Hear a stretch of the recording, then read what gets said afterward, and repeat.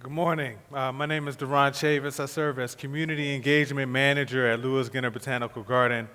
And today I want to talk about nothing about us without us. I am framing my conversation as an activist of color who's worked in the city of Richmond for almost, 17 years. I was introduced to urban agriculture by African American farmers. For over a decade, we've worked in communities building farms and orchards, and I even did an indoor farm for Virginia State University and composting programs and all these different types of green spaces. And what I saw and what I've seen is a predominance of white-led nonprofits operating in the urban agriculture space who articulate their work as increasing access for communities of color. However, what we have not seen is that those communities, while they live in a space as recipients of services, they often don't live in a space as recipients of funding. Food access is not food justice. We often talk about increasing proximity, so we talk about let's start a grocery store in a community, or someone will come in and start a farmer's market, or someone will come in and start a community garden even. But what we often don't see is a conversation with communities that are adversely impacted by by the lack of healthy food access at the helm of the solutions in order to find ways to live and thrive in communities.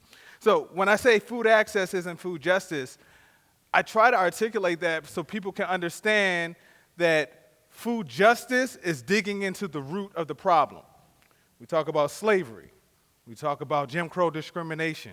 For those that eyes get glazed over when we bring up issues of slavery or Jim Crow, I'll say, hey, let's just go back 50 years. Let's talk about redlining in communities of color and how African American communities were not allowed to get financing for mortgages, and that those neighborhoods are now concentrated in poverty. And as a result of that concentration in poverty, now we don't see, the access of the grocery stores in those neighborhoods as a result.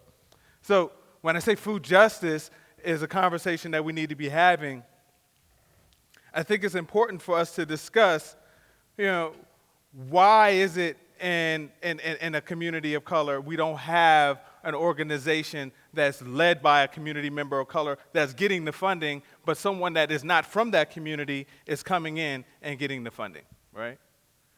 Why is it that we can ask for some grocery store to come into our neighborhood, but we can't invest in the community members in that community in order to start their own grocery store, right?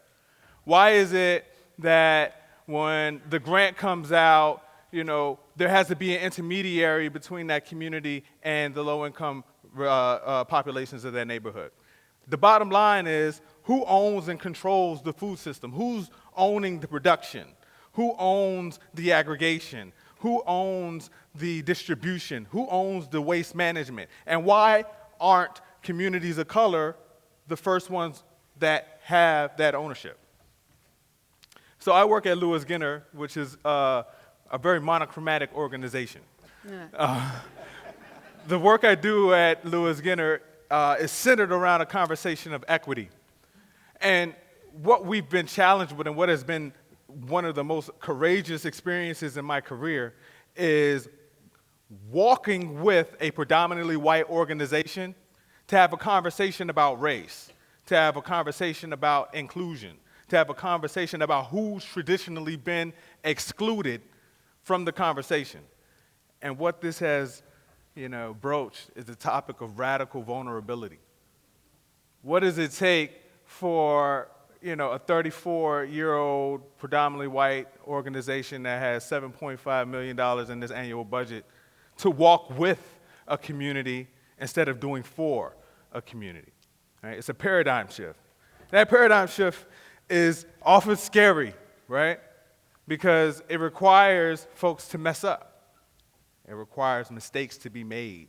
It most importantly requires that organization to humble itself and say, hey, we don't have the answers, but we're in the practice of listening to communities of color, putting them in the cockpit and wrapping resources around them to realize urban agriculture or urban green spaces, or maybe they just need access to some plant material or some wood or some soil. But whatever it is, we are not showing up until we're asked to show up, right?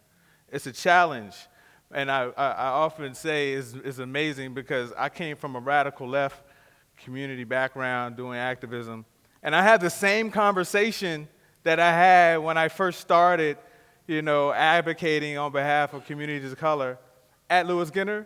But it's funny to watch people give me space to have a meeting when they would not open the door when I didn't work at, this monochromatic organization. It's a challenge because it requires everyone in the space to recognize how they are influenced by classism, how they're influenced by implicit bias, how they're influenced by straight up racism, I'll call it.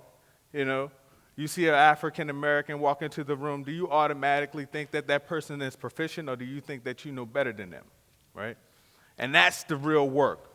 Like, how do we detox from these paternalistic ways of engaging with communities of color and say we're going to partner, and that our realities, the work that we really need to do, isn't about creating more access to healthy food.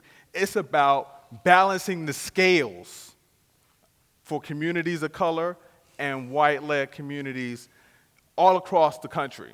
This is not just something that's happening in Richmond, Virginia. I go from state to state and see the same phenomenon. White-led nonprofit gets all the money, black-led nonprofit gets none of it. And I think that is the real weight of the state. Thank you.